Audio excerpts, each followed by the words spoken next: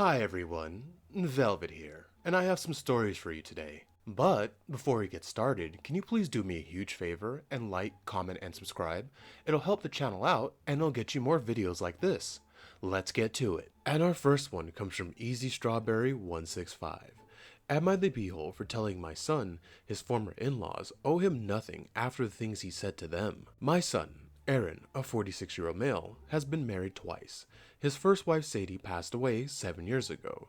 They shared 3 children together who were 5, 7, and 8 at the time of Sadie's passing. His second wife is Haley, a 42-year-old female, and he shares 2 children with Haley, who are 3 and 8 months old. Sadie's family were very supportive after Sadie ceased to be, and they were very understanding more than a year later when Aaron started dating again. But my son effed up a good dynamic. He told Sadie's family that he was going to find a wife who would adopt the children and he would stop Sadie's family from seeing them. Holy crap, dude, what are you doing? You're burning that bridge. He would stop Sadie's family from seeing them, and if they were anything less than supportive. He told them once he found the right woman, Sadie was not to be mentioned around the kids, and whoever didn't like that, could F off. Wow, what a prick, man. Why do people always try to get rid of the spouse that's not here anymore? Of course the kids are going to want to know about their real mother. Ugh. My son had brought this up to my husband, and before he spoke to Sadie's family, we tried to make him see that he didn't need to give the kids a mom, and he shouldn't seek out a wife for that purpose alone. We warned him he was risking the relationship with Sadie's family, and with his children who missed their mom very much and still do. We tried reassuring him that he was enough, but he dismissed us and said these things to Sadie's family. Wow, he sounds delusional. And then he found Haley, and she wanted to adopt the children, but it did not happen. Nothing happened like Aaron planned. Sadie's parents were awarded grandparents' visitation, good that they got that, and the adoption failed because the children weren't okay with it, and the judge said that he wouldn't force an adoption on grieving children. Smart judge, good judge. I don't know why people try to force this adoption crap and try to force this family thing to happen. It's got to happen organically. You can't force it. Now, Aaron has 2 more children, and he's not okay with those children not having the same love and affection from Sadie's family or the same monetary gifts that they can afford to give to their grandchildren. He told them he would defy the court order if they didn't take the other 2 children into their family, and got a lawyer responding in the place of grandparents with the steps they would take if he defied the court ruling. He attempted to get the kids to ask their grandparents, but he ruined his relationship with them by trying to force an adoption. The relationship between his older 3 and younger 2 don't exist really. They have shown no signs of caring for their half-siblings, and I fully blame my son for that, and Haley for going along with it. He vented/ranted to me the other day about Sadie's family, not thinking of his 2 younger children, and being unreasonable in refusing to play a part in their lives of his younger kids. Those aren't their they're not their blood. They don't have to do that. This dude, like I said, delusional. He said they were even spoiling the family days he and Haley planned by taking the kids before they can go with them. He told me that they owe it to him as Sadie's husband to work with them. No, after he didn't even burn that bridge, he nuked that bridge. I wouldn't want anything to do with that JA anyway. I told him he was wrong there. They owe him nothing after the things he said to them, and he needs to accept that this is what we warned him about. He snapped at me, saying I was not seeing things clearly, and not supporting him as my mother should. Am I the beehole? No, you're not the beehole. You told his crazy butt exactly what happened, and what happened, exactly what you said what happened. I don't know why he thought he could say those horrible things to, the grandparents and just go, oh, come on, guys, we're cool, right? We're all cool. No, you burnt that bridge, man. Or in his case, nuked the bridge like I said before. Something's wrong with him mentally, I'm going to say, because he's delusional. He's telling you that, oh, you're not seeing it through his eyes. What eyes to see it through? He's an idiot. OP? I would say make sure you keep an eye on those children, just to make sure he doesn't do anything. Like I said, he's acting weird, but just make sure nothing appears on those children. You know what I mean? Just, keep an eye out, because I would not trust it, especially the way he's been acting. But OP, not the beehole. I don't know what he thought would happen. I will never get these people who always think they're in the right and can do no wrong and not see their mistakes. And our next one comes from Fatty Pillow 39-4. Am I the beehole for not sharing my meal? I'm a very fat woman, in my mid-30s. I love to cook and baking, and I love to share. I often bring things to work for people to share. Well, I gained about 20 kilos in the last 2 years, and I decided I really wanted to take better care of myself. Good for you. I found a doctor, a nutritionist, and a trainer a few weeks ago, and now I'm following the regimen they set for me. I have gluten intolerance, lactose intolerance, egg slash seafood slash celery allergy. Oh my god, OP. That sounds miserable, especially the seafood part. Like, I love seafood so much.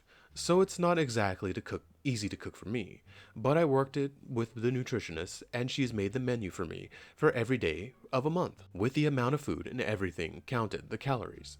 I spend a lot of time cooking every day and I'm bringing food to work with me in Tupperware. The thing is, according to the doctor, I ate really wrong. I was all the time dieting and I didn't eat enough necessary nutrients. So the nutritionist prescribed me big portions, especially when it comes to proteins, because she wants me to exchange fat for muscles. So to the issue. I brought a Tupperware salad, some potatoes, and meat with a sauce to work. The meat was cut into 4 or 5 pieces to fit into the Tupperware, and when I warmed it up, I sat and started to eat. My coworkers came to ask me if she could have some of 1 or 2 pieces of the meat and a bit of potatoes because it smelled heavenly, and I always bring them cooked stuff for the office. I told her no, that it's my lunch, and I have set the amount of calories intake, so I am sorry, but no. She looked at me and told me I didn't need this big of a portion, and I should share with her because it would help me. I told her sorry, but no, and kept eating. She scoffed and left me alone. But since then, she and her work boyfriend keep making fun of me for eating like a pig. Oh wow. Time to sue the company, right? If they don't help. And that is not very effective weight losing, since I'm still a fatty. So, am I the beehole? For all the people with the terrible need to give me health and weight loss advice, keep it to yourselves. I'm taken care of by professionals. Thanks. Edit. I'm not gonna send anybody a photo of my body. Please stop DMing me. Guys, come on. You know you shouldn't ask this. Come on, guys. IOP. I'm not even going to touch on the weight loss stuff. I think that's awesome, though, that you're getting yourself in, better health and all that. I was a big boy, too. Got that slimmed down. Felt much better. It's nice to be able to pick things up and not be tired, But I'm just going to focus on the food thing. It's weird if I went to, it's weird to me asking, your coworker for a bite of their lunch. That's real facey to me. I would never do that. The only way that would happen is someone's like, hey, you want a piece of this, blah blah blah. Then yeah, okay, I might say yes, might say no. It just depends on what it is. So it's none of her business to ask you for food. If she asks and you say no, that's it, done. She needs to get her own food. She's working, go buy something to eat. I was looking in the comments and I was going to suggest going to HR, but apparently she's cool with the HR lady, which boy, that likes to happen a lot. And how is that even cool? Sounds like you're gonna need to go over her head and just get the HR handled too. OP, not the beehole, and yeah, follow your regimen. It's supposed to make you healthy. It's supposed to build your muscles. That's pretty cool. Ain't nothing wrong with a lady with muscles. Just don't go too far with it and start to look, crazy. But you know what I mean. OP, not the beehole. Please enjoy your really heavenly sounding smelling lunch. And our final one comes from Search Senior 6144. Am I the beehole for sticking to my word and not giving my daughter an allowance after her 16th birthday? This is about my middle daughter, Kara. I informed her a few months ago that I'll stop giving her an allowance when she turns 16. I did this because she's old enough to earn her own pocket money by getting a job or babysitting for anyone in the family. It's also a good job experience for her to work and really understand getting a paycheck. Honestly, OP, I agree with that. I think everyone, no matter how rich you are, should at least work retail for a little while to learn to, to humble yourself. Not to mention learning how to interact with coworkers. Multiple families have younger children and are always asking for any relatives who can babysit, so there is something quite easy for her to do if she doesn't want to get a part-time job. I did the same thing with my older son, and he got his own job at the local pool. There are plenty of jobs around the area, so it's not an issue. I made it clear that I'll help the both of them get a job, and when my son asked, I helped him with his resume. So, her 16th birthday went and gone. She asked me where her allowance was, and I reminded her that she isn't getting one anymore. She started an argument, and she thinks I'm a jerk for doing this. My husband also thinks I should give in, but I'm not. Your husband needs to get his crap together and get in line because, yeah, you shouldn't give in. Look, she's already acting spoiled and entitled when you told her you weren't giving her the allowance. She needs to learn that in the real world, you're not going to just get given money. She needs to learn what a job is. You know what I mean? I think you're doing the right thing. Yeah, my advice, OP, I think you're being a great parent. You need to stick to your guns and not give in because she will come worse and more spoiled. And usually, when people who are used to getting what they want, growing up, aren't able to get it anymore as adults, they resort to stealing and crime. I'm just saying, not all the time, but it might happen. So, yeah, your husband needs to, like I said, get his shite together because need to raise your child right.